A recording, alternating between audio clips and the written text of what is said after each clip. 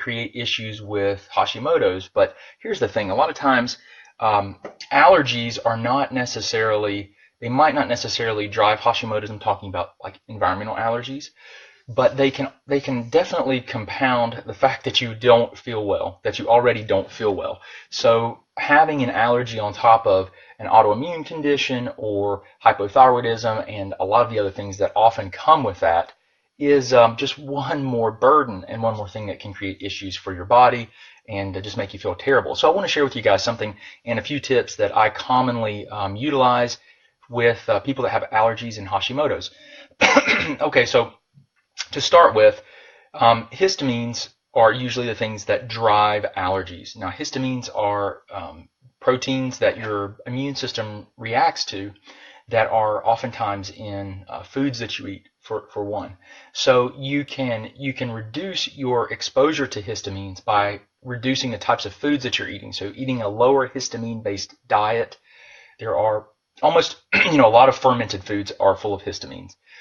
One good one that I can think of is sauerkraut. Though sauerkraut's good for you, the fermented foods in general tend to be higher in histamines. The older a food is, the more it ages. Aged cheeses, any kind of leftovers tend to build up histamines. Okay, eggs have higher histamines. Some vegetables have histamines.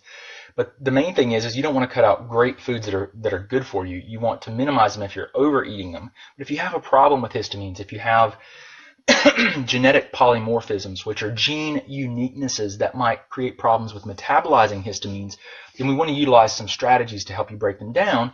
But we also want to be aware of and utilize dietary strategies to minimize our exposure. Okay, so first of all, you want to try to remove potential sources of histamine, excessive histamines.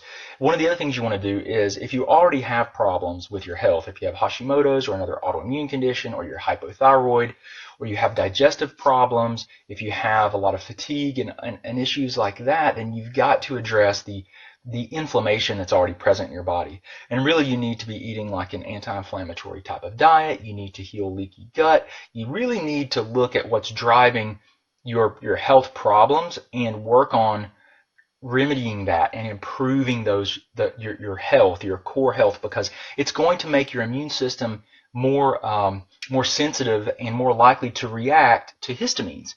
You're not going to be able to metabolize them as well.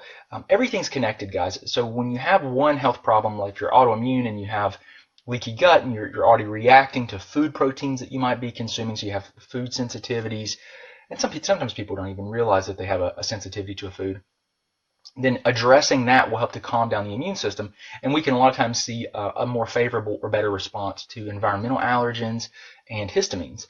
So first of all, work on your core health, balancing, as much as you can, decreasing inflammation, balancing your blood sugar, making sure that your liver's healthy, your digestive tract is healthy, you don't have leaky gut, balancing hormones, removing food sensitivities, removing and getting rid of chronic infections, and eliminating environmental chemicals. All those things will break your body down and make you more likely to react to environmental exposures and then to histamines in your food.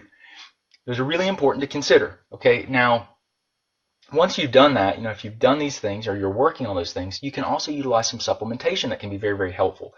So I'm going to give you a list of different supplements. One of my favorite supplements is called quercetin.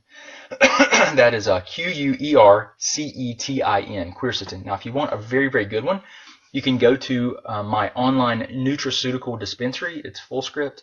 I think you can go to hashimotosupplements.com, and it will take you to where you can log in. You have to actually register for it. It's okay. You just log in, and you'll be logged into my my online dispensary. You can go in there under antihistamine, and you'll find quercetin. Now, quercetin is a fantastic compound. It's what makes onions yellow, and it's very, very good at stabilizing the histamines that are released by your body. Okay, so you have cells in your body called mast cells. These mast cells hold histamine. The quercetin helps to stabilize it so it doesn't release the histamine into the body as easily, so you don't have as quick of a release. So it's actually considered a mast cell stabilizer. It stabilizes it so it doesn't release the histamine into the body, so you don't have a histamine response as easily. Now, what you can do is it's been called nature's Benadryl. which is kind of cool. And it does work really, really well for a lot of people. So you can use quercetin. Now, inside of my full script dispenser, you just go to hashimotosupplements.com. You can create an account. You just put in your name and email address and you can log in. There's a folder, one of the folders, and it's like I've categorized a lot of different supplements in there, and I believe it's the antihistamine folder. And there's quercetin, Quercetin. Okay, you can go there and you can get a really good brand that's been tested for purity, for chemical, for contaminants in the supplementation, which a lot of supplements don't do that. So you can get a really high quality, good supplement that is that what they say is in there, and I've used them clinically and they're effective. So you can get quercetin, but actually in my antihistamine folder there, you can get quercetin, and I've got a combination product that has quercetin. It has nettles. Nettles is another compound. It's actually a leaf that blocks the histamine production. So nettles is really, really cool as well, and it can help you to have a decreased histamine response. There's butterbur is another way to help with histamines. I think I hear my kids playing.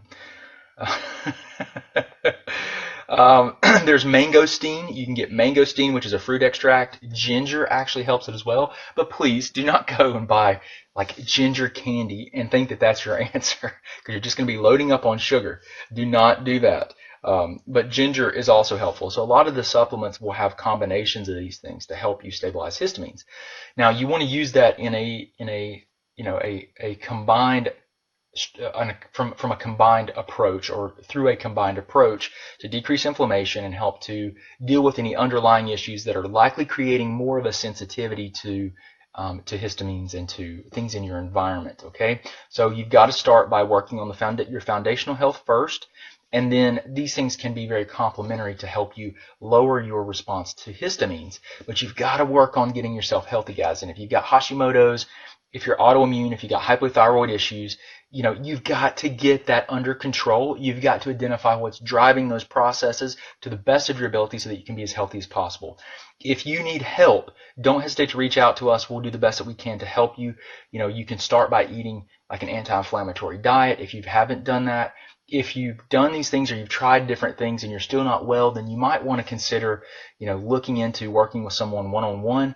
I work with people all around the world. One-on-one, we do distance consulting, and we can get lab testing done, advanced laboratory testing for you just about, no matter your location. We can send you kits to really dig deep that are advanced laboratory functional diagnostic testing.